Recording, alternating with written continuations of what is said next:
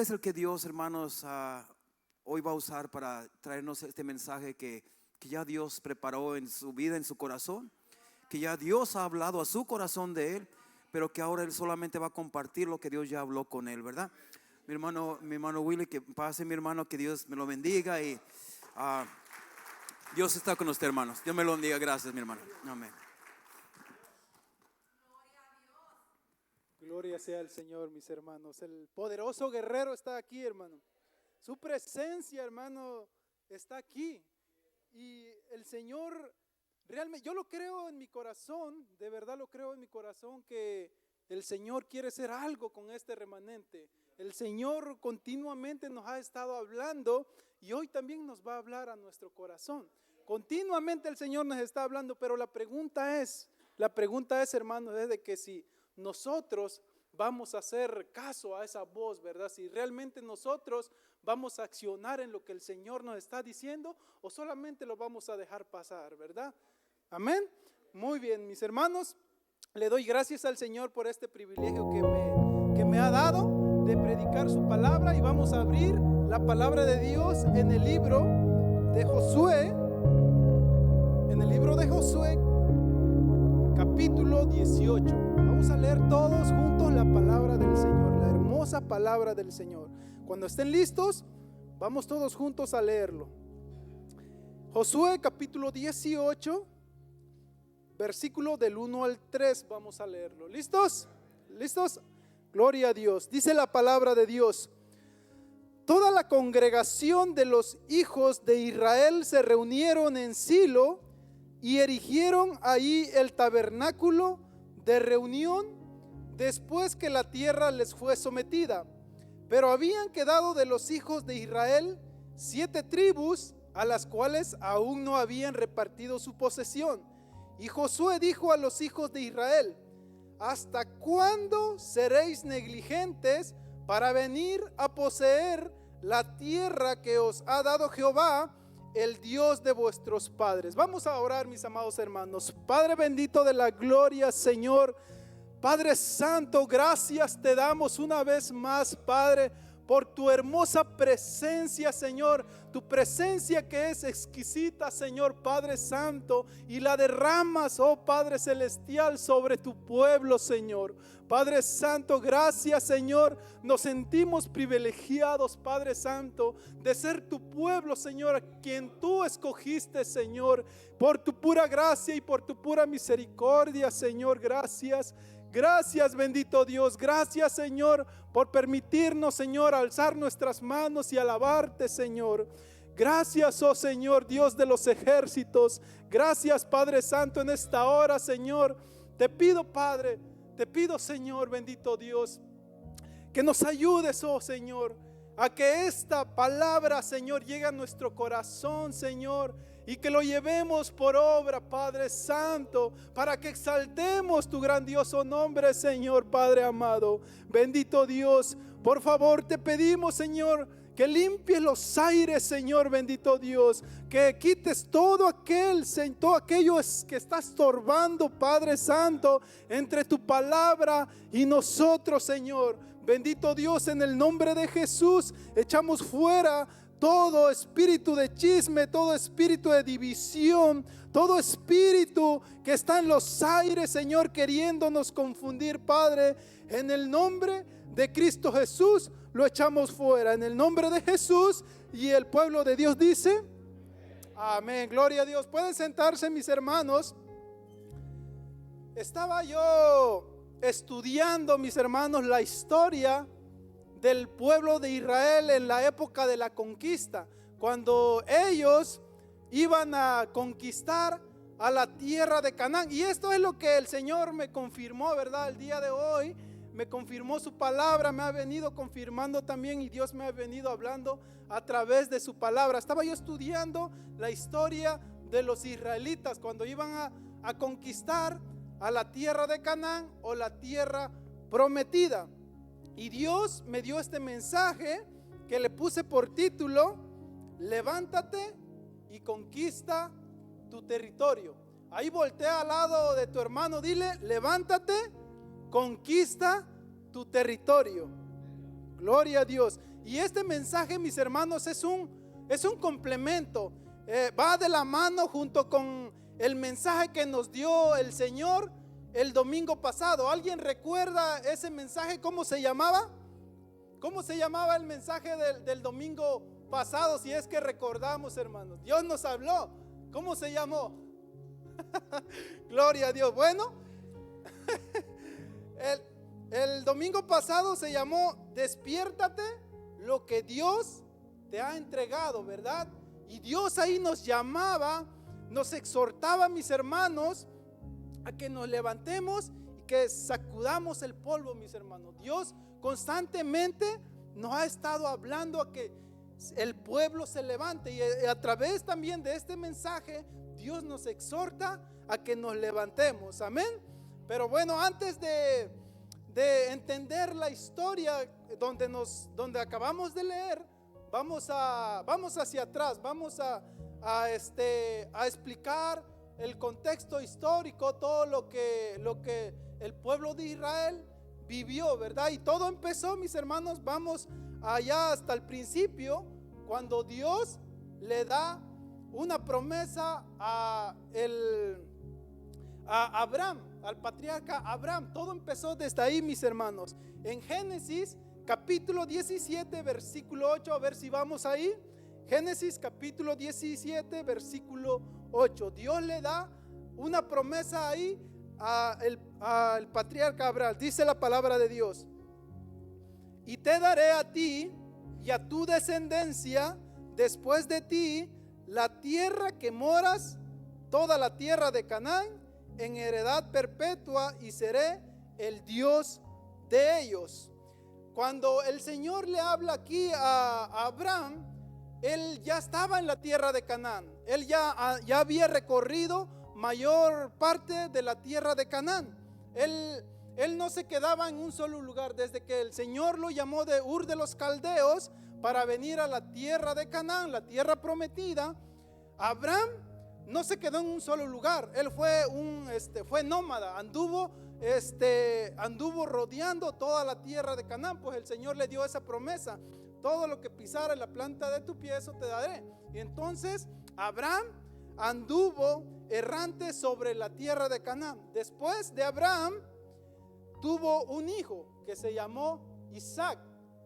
También Isaac, mis hermanos, habitó en la tierra de Canaán.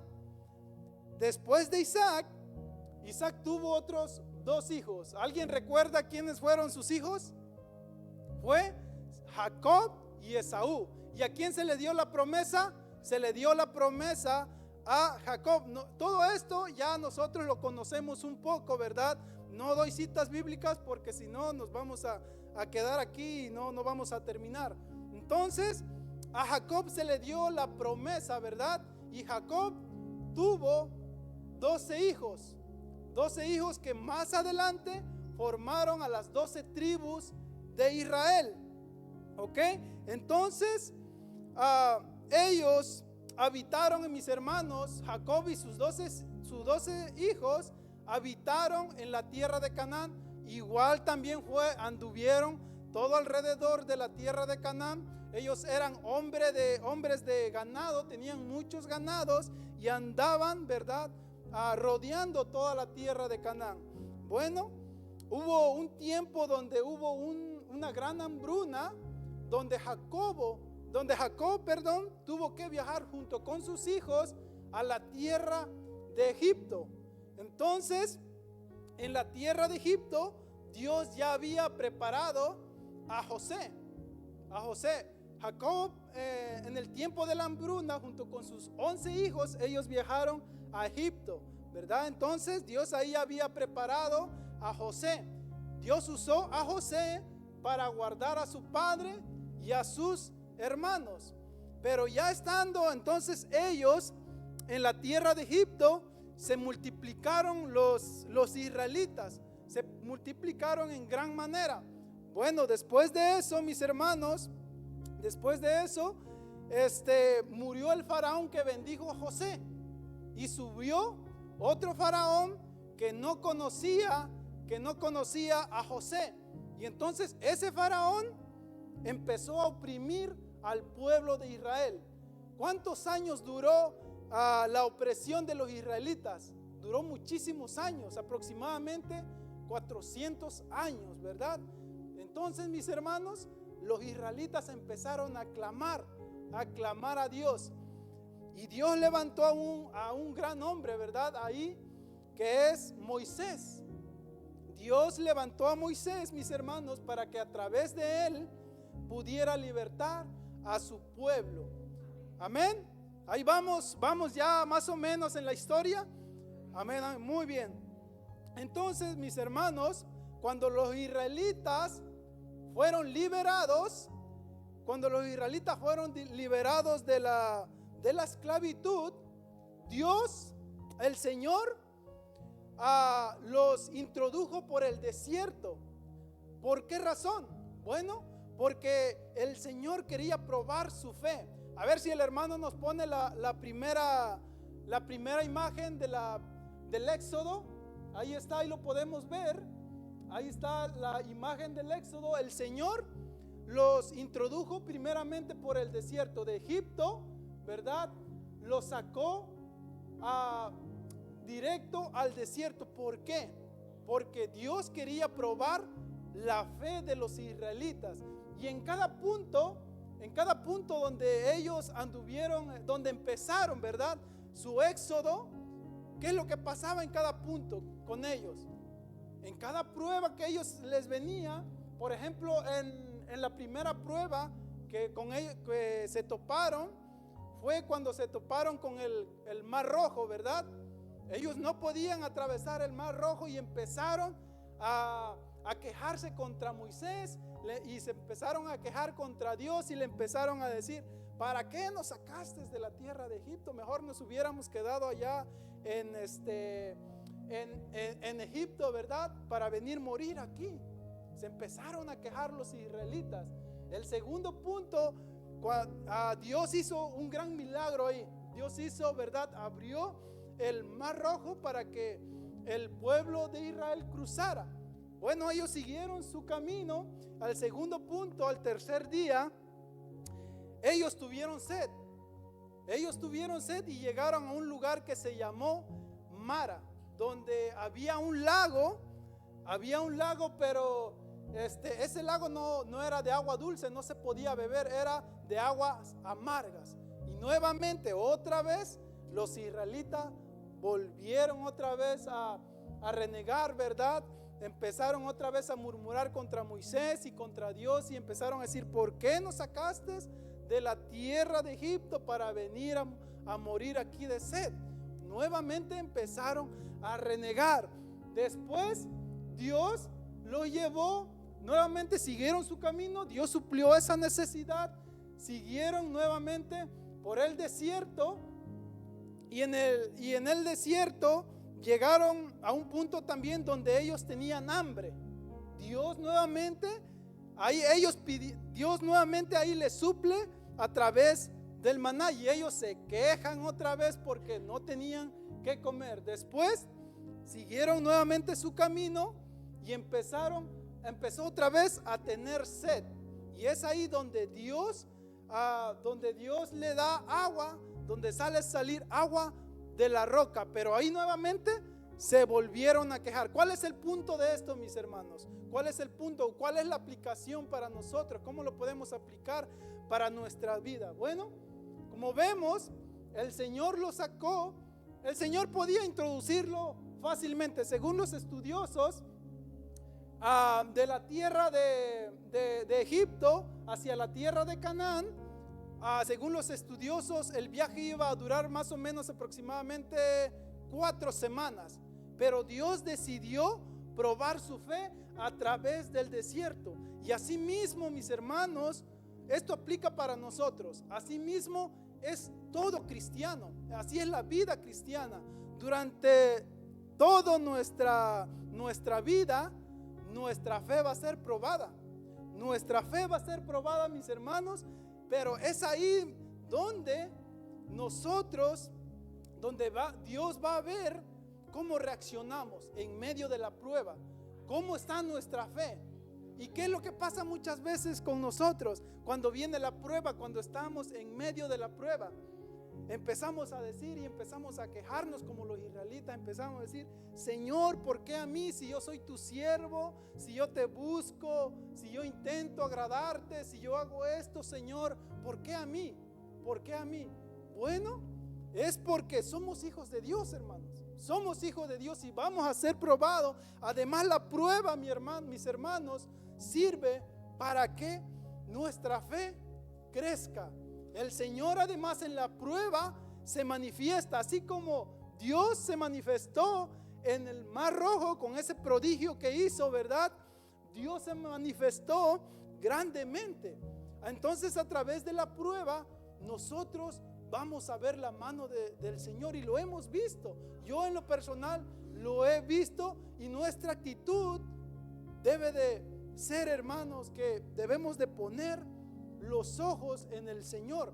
El propósito del por cual Dios lo puso ahí a prueba a los egipcios era para que los israelitas confiaran en Él. Eso fue lo que el Señor hizo con ellos. El Señor quería que los israelitas tuvieran su confianza en el Señor. Recordemos que ellos ya habían visto los prodigios que habían hecho en la tierra de Egipto a través de las plagas. Imagínense, y Dios, ¿verdad? Dios los introduce por el desierto. Y cómo entonces, mis hermanos, hacemos una pregunta y nos ponemos a meditar. Y los israelitas no se pusieron a pensar en esto también. Cómo el Señor iba a dejar que se muriera en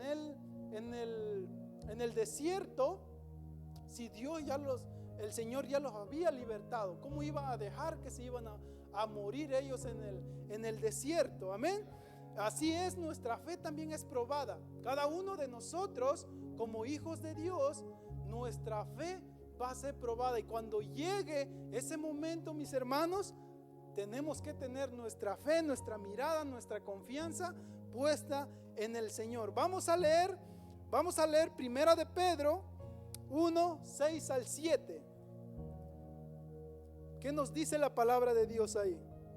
Primera de Pedro 1, 6 al 7 dice: en lo cual vosotros os alegráis, aunque ahora por poco tiempo, si es necesario, tengáis que ser afligidos en distintas pruebas, para que sometida a prueba vuestra fe, mucho más preciosa que el oro, el cual, aunque perecedero, sea hallada en alabanza, gloria y honra cuando sea manifestado Jesucristo. Nuestra fe, que es más preciosa que el oro, nos dice aquí Pedro, ¿verdad? Dios pone a prueba nuestra fe para crecer. Así es que, mis hermanos, esto nos debe de preparar para estar listos cuando la prueba llegue, mis hermanos. Amén. Muy bien, sigamos. Estando en el desierto, mis hermanos, Dios le da la promesa. Ok, ya lo quitó el hermano ahí. Estando ellos en el desierto, Dios le da la promesa a los israelitas. Primero Él se lo dio a Abraham, después a Isaac, después a Jacob, y ahora se lo da al pueblo de Israel en conjunto, ¿verdad? Dios le dice, vamos al libro del Éxodo capítulo 23, versículo 23. Ahí Dios le da la promesa que les iba a entregar la tierra prometida, la tierra de Canaán. Vamos a ver, dice Éxodo 23, 23.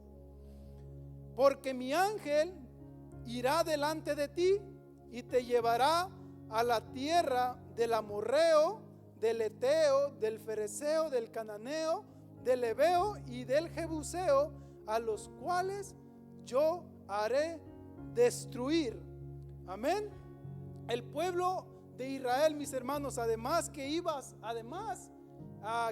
a ser probado su fe en el desierto, ellos tenían que entrar a la guerra, tenían que entrar a una pelea cuerpo a cuerpo, ¿verdad? Iban a entrar a la guerra para despojar a los moradores de la tierra de Canaán. No solamente Dios los probó, sino que iban a entrar a la guerra. Y así es, mis hermanos, así es todo aquel el que viene a Cristo. Así es todo aquel que acepta a nuestro Señor Jesucristo. Entramos, ¿verdad? Cuando venimos al Señor, entramos a una guerra espiritual, hermanos, con un enemigo que está muy bien organizado. Ya hemos tenido estudio acerca de eso, ¿verdad? Eso está en Efesios 6:12. ¿Quién es nuestro enemigo? El diablo, Satanás, ¿verdad? Y él está muy bien organizado, tiene sus huestes, sus gobernadores, ¿verdad? En cada región. Pero ¿qué es lo que pasa con nosotros, hermanos? ¿Qué es lo que pasa? Vivimos una vida como que si no pasara nada. Muchas veces vivimos esa vida como que no pasa nada, no estamos como que conscientes de que hay un enemigo que quiere destruirnos. Hay un enemigo que quiere separarnos de Dios. Hay un enemigo que quiere destruir nuestra vida, que nos odia a muerte, que quiere destruir a nuestra familia, quiere destruir nuestro matrimonio, nuestros hijos. Pero ¿qué es lo que pasa con nosotros? No es esa palabra, todavía no nos impacta, porque si fuera así, nos prepararíamos para guerrear, ¿verdad? Nos prepararíamos en oración, nos prepararíamos en la lectura de la palabra, nos prepararíamos consagrándonos más a Dios. Pero no lo hacemos. El cristiano del día de hoy no lo quiere hacer. El cristiano el día de hoy nada más quiere las bendiciones de Dios, pero sin pelear. Quiere las bendiciones de Dios, pero sin hacer nada. Y como estamos viendo, mis hermanos, en eso no consiste la vida cristiana.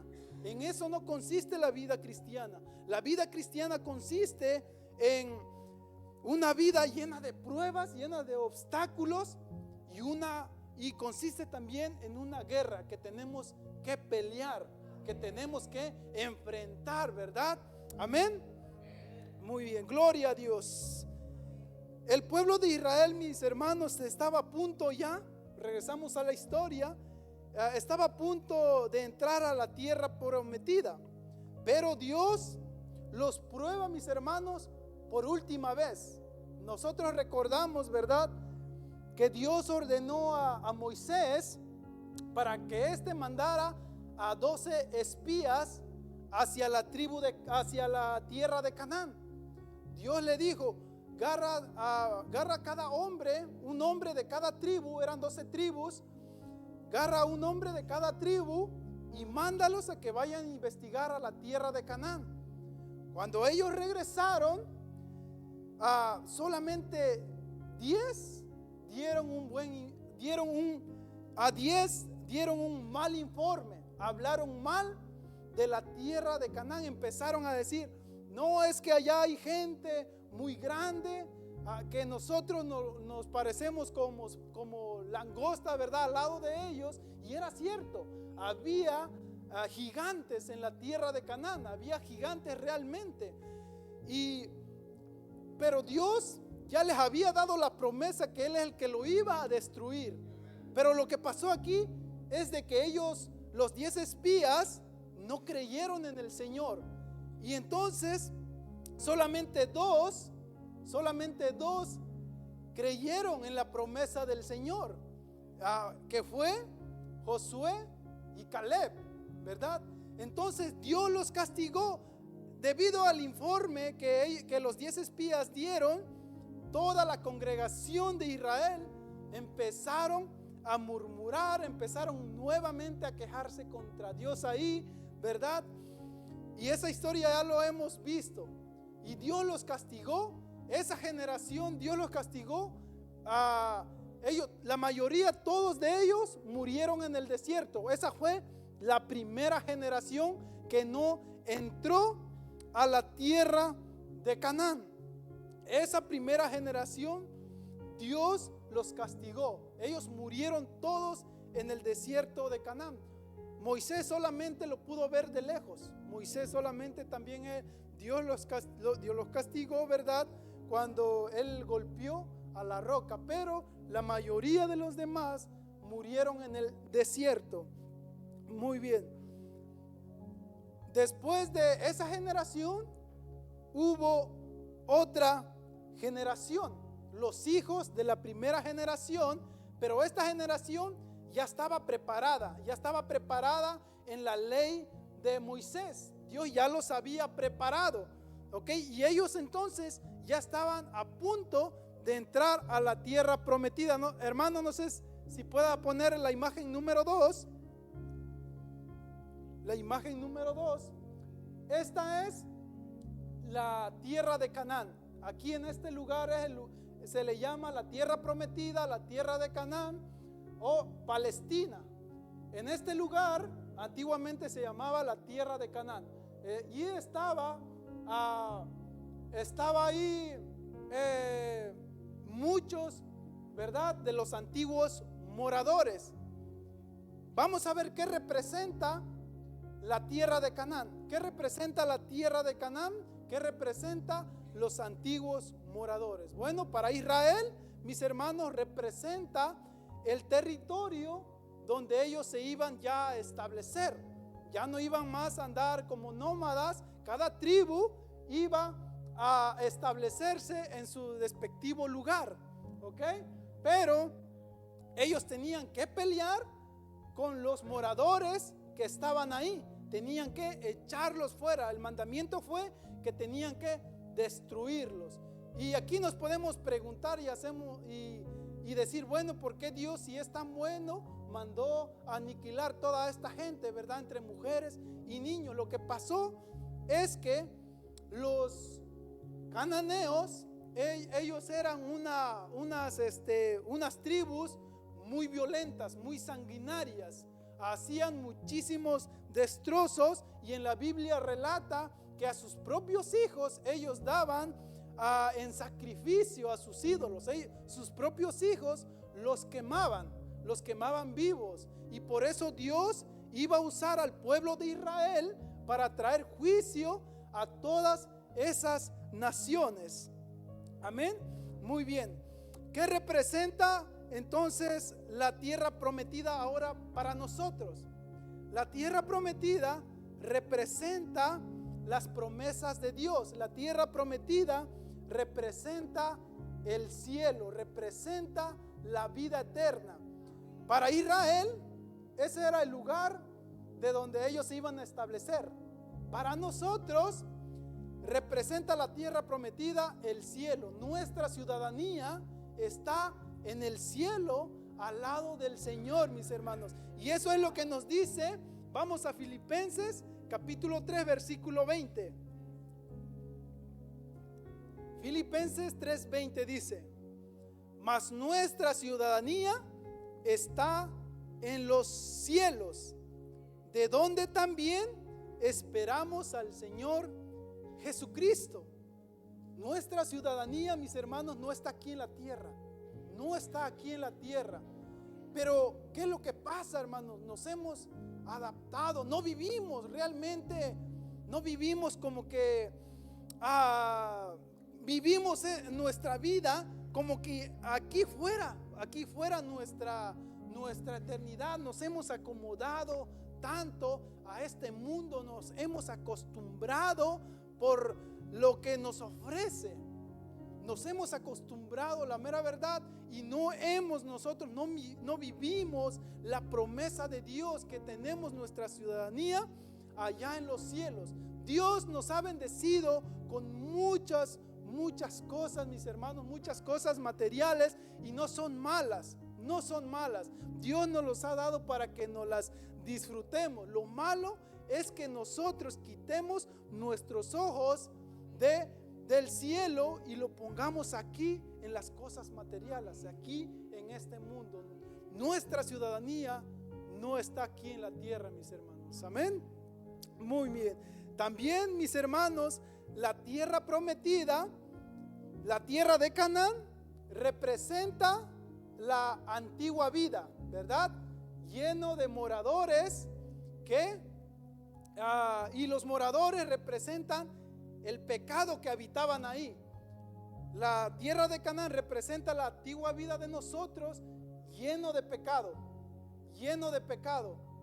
y de inmundicias, ¿verdad? Y entonces los antiguos moradores de Canaán representan también, es un simbolismo, también lo podemos aplicar a las potestades, mis hermanos, que hay en cada región. Ya lo he mencionado, los espíritus inmundos que gobiernan cada pueblo. Nosotros ahorita estamos, ¿verdad?, en este lugar de Selma, pero hay una potestad que gobierna en los aires.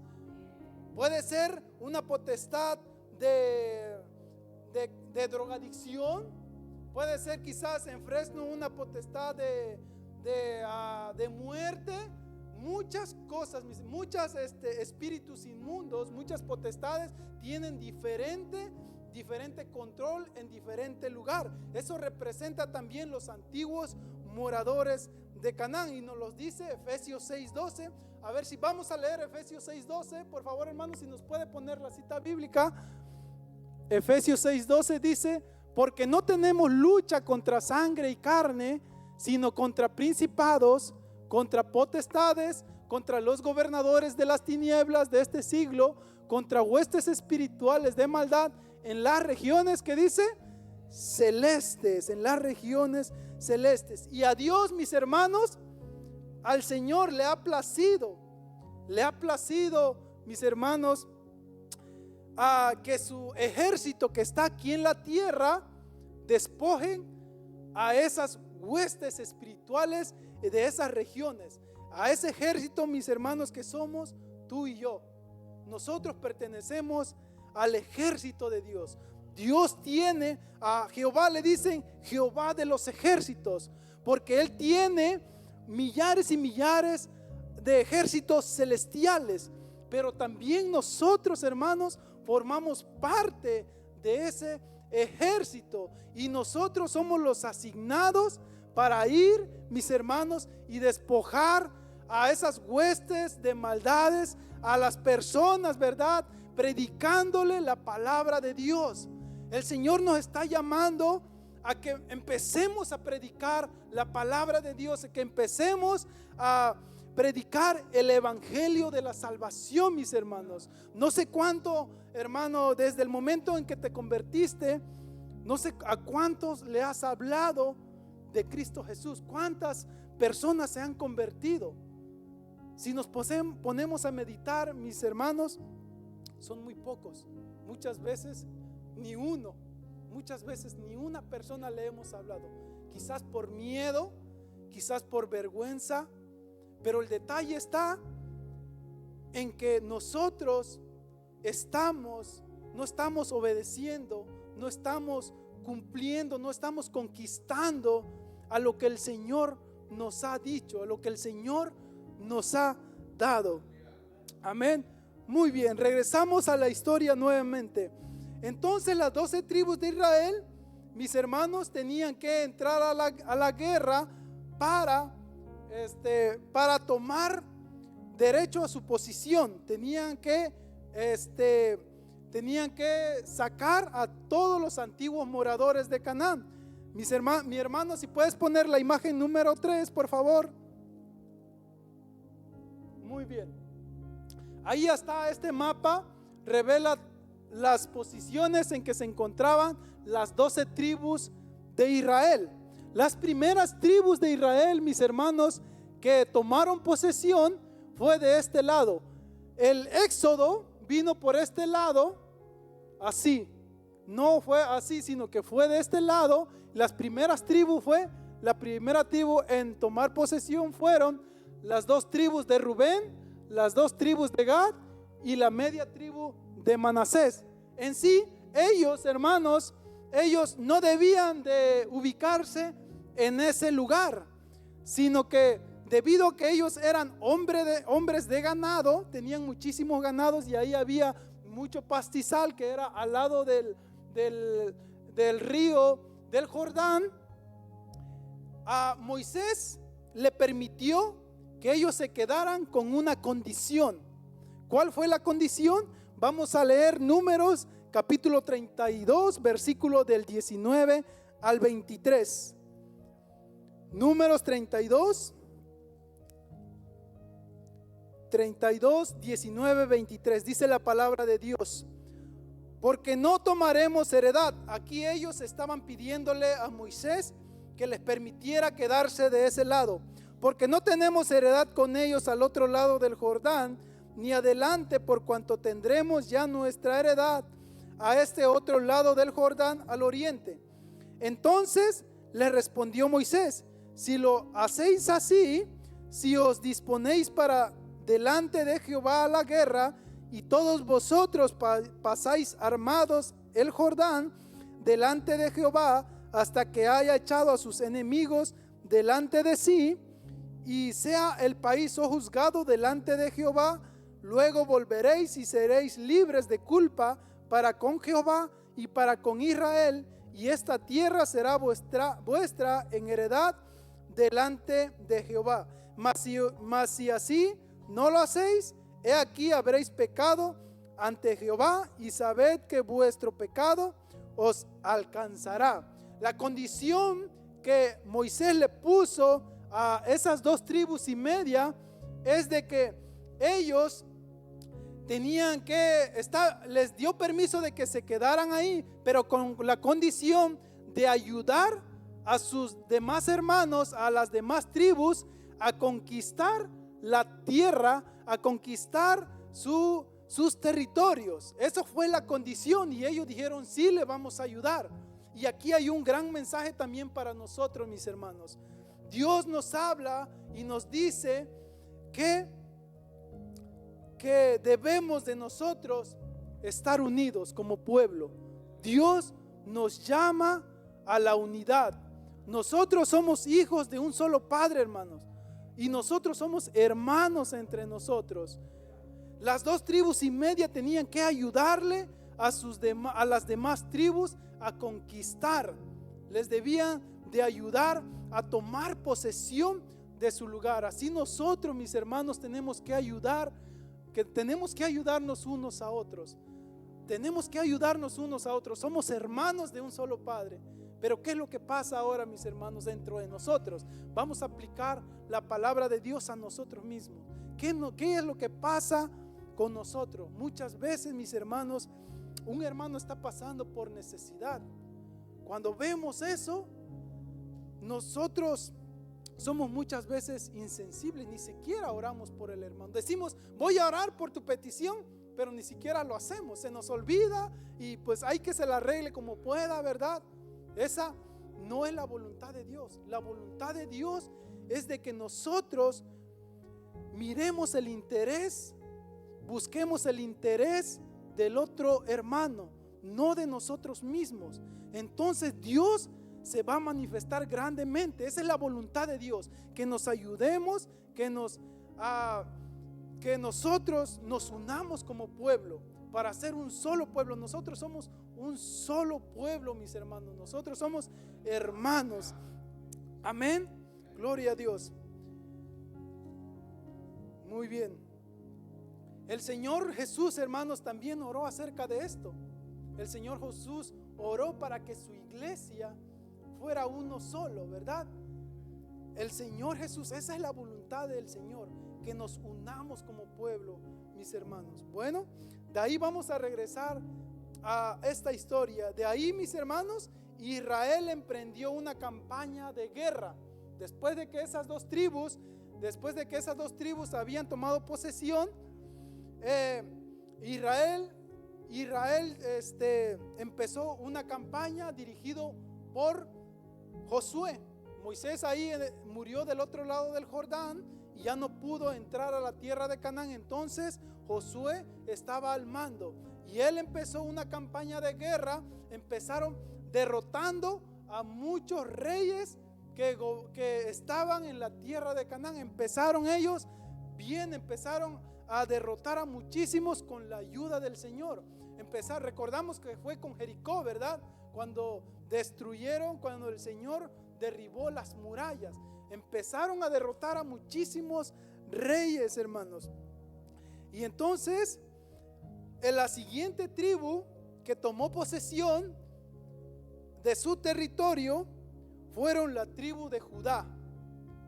La tribu de Judá tomó posesión. Después de la tribu de Judá siguió la tribu de Efraín y la otra media tribu de Manasés. Primero fue Judá, después Efraín y la otra media tribu de Manasés que quedaba. Hasta entonces 5 tribus ya habían tomado posesión de la tierra de Canaán. ¿Cuántos faltaban? 7 tribus, y es ahí donde vamos a entrar en el centro del mensaje, mis hermanos. Es ahí donde el Señor nos habla. Pasó un tiempo, mis hermanos, unos años, y las otras tribus llegaron a un punto donde ya no siguieron conquistando. Llegaron a un punto donde ya no siguieron peleando. Vamos a leer Josué 18:2. Josué 18, capítulo 2. Dice: pero había quedado de los hijos de Israel 7 tribus, a las cuales aún no habían repartido su posesión. Nos preguntamos qué pasó ahí con estas tribus. ¿Qué había pasado con ellos? Hay 2 causas probables que pasaron con ellos, ¿verdad? La primera es quizás que ellos ya se habían cansado de pelear, ya se habían cansado de la guerra, ya no querían seguir más luchando, ya no querían seguir más peleando, ¿verdad? Quizás se les acabaron las fuerzas, quizás ya no. El punto es de que llegaron a ese punto donde ya no seguían conquistando. Y esto, hermanos, nos habla de la vida del cristiano. Así es la vida del cristiano también. ¿Cómo empezamos? Muchas veces empezamos con fuego, empezamos, ¿verdad? Queremos hacer esto, queremos hacer aquello, empezamos con fuego cuando el Señor viene a impactarnos en nuestra vida. Pero ¿qué pasa con el tiempo? ¿Qué pasa con el tiempo? En la etapa, ¿verdad? En el transcurso del tiempo, mediante las pruebas, las luchas, uno, ¿verdad? Se va cansando, ya no quiere uno servir, se le hace una carga, incluso venir aquí a la iglesia, ya uno quiere hacer nada, ¿verdad? Uno se cansa, y es lo que le pasó también aquí a estas 7 tribus. Es lo que nos pasa a nosotros también. El otro motivo, mis hermanos, pudo ser que debido a que ya estaban en la tierra prometida, que ya estaban ellos en la tierra donde fluye la leche y la miel, donde había muchísima provisión, sus necesidades ya estaban suplidas, ¿verdad? Y ellos dijeron, bueno, si ya tenemos cubiertas nuestras necesidades, ¿para qué necesitamos seguir peleando? Ya ahí vamos a colocarnos por ahí en un rinconcito, ¿verdad? Quizás ellos dijeron esto, pero se les olvidaba que estaban ellos pecando contra Dios. Les estaban olvidando de la voluntad del Señor, que era del mandamiento del Señor, que era ellos tenían que tomar su propio territorio y tenían que despojar a los cananeos. Ellos estaban olvidándose del Señor, y es lo que también, hermanos, nos pasa a nosotros mismos. Dios nos ha puesto en un lugar, hermanos, aquí en los Estados Unidos, nos ha puesto, hermano, nos ha bendecido grandemente. Yo creo que ninguno de nosotros padece necesidades, ¿verdad? Como la que pasábamos allá en México. Nosotros, hermanos, somos grandemente bendecidos por el Señor.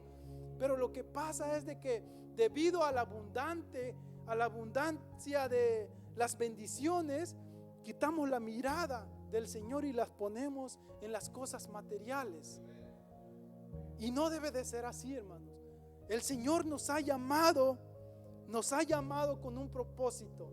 Nos ha llamado, cada uno de nosotros tenemos un propósito, cada uno de nosotros tenemos un llamado, y no debemos de dejar que ni el miedo, no debemos de dejar que ni siquiera las bendiciones que son abundantes nos detengan. No debemos de dejar también que si ya no tenemos fuerzas, el Señor nos va a dar la fuerza. Si buscamos del Señor, el Señor nos va a dar la fuerza para seguir luchando. Amén. Pero Josué les dice a las 7 tribus, ya casi termino. Josué le dice a las 7 tribus, vamos a leerlos todos juntos. Josué 18:3 dice: y Josué dijo a los hijos de Israel: ¿hasta cuándo seréis negligentes? Esta palabra negligente tiene varios significados. Esta palabra, uno de entre los tantos significados es descuidado, distraído, despistado, desidioso, olvidadizo, apático y perezoso. Dios le estaba diciendo a las 7 tribus: ¿hasta cuándo vas a estar? ¿Hasta cuándo vas a ser descuidado? ¿Hasta cuándo vas a estar distraído? ¿Hasta cuándo vas a ser despistado, que no te interesen las cosas de Dios? ¿Hasta cuándo vas a ser desidioso? ¿Hasta cuándo vas a ser olvidadizo de las palabras que yo te he dado? ¿Hasta cuándo vas a estar apático? ¿Hasta cuándo vas a ser perezoso para las cosas de Dios?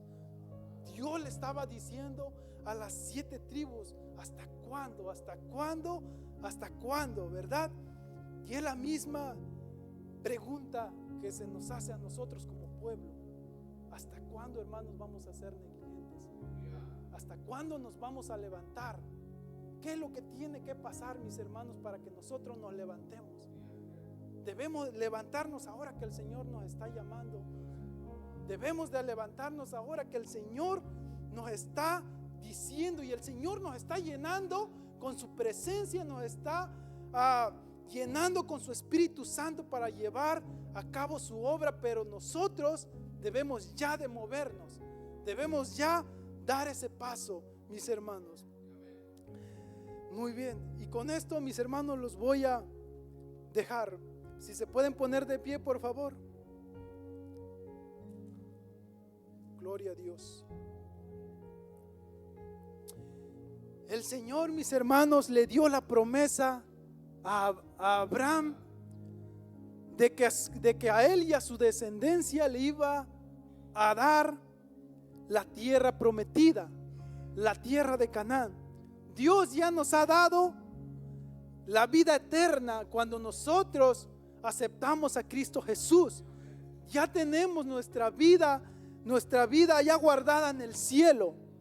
Pero mientras estemos, mis hermanos, aquí con vida, hay trabajo que hacer. Hay una guerra que pelear.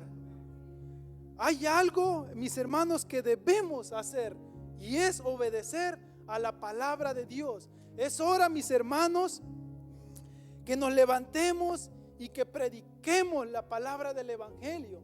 Es hora, mis hermanos, de que les hablemos a aquellas personas que están allá afuera de Cristo Jesús. Es hora, mis hermanos, que dejemos toda pereza, que dejemos toda desidez, toda flojera, que dejemos todo ya, hermanos.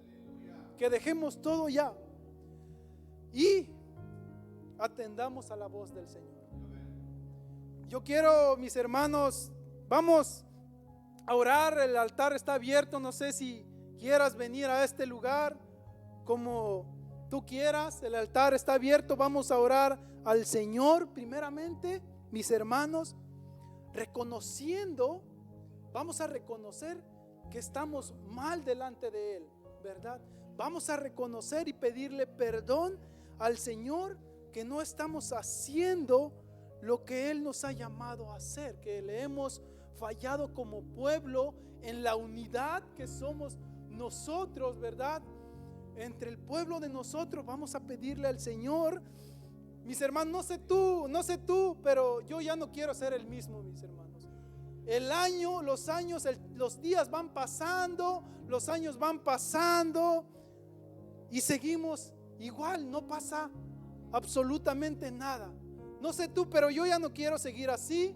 No sé, vamos a clamar para que sea el Señor, para que sea el Señor ayudándonos, para que sea el Señor levantándonos.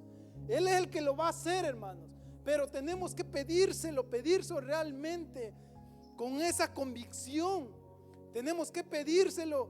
Dile ahí, mi hermano, dile ahí, aquí está mi vida, Señor, úsame. Dile ahí, clama tú al Señor, habla con el Señor, Padre de la gloria.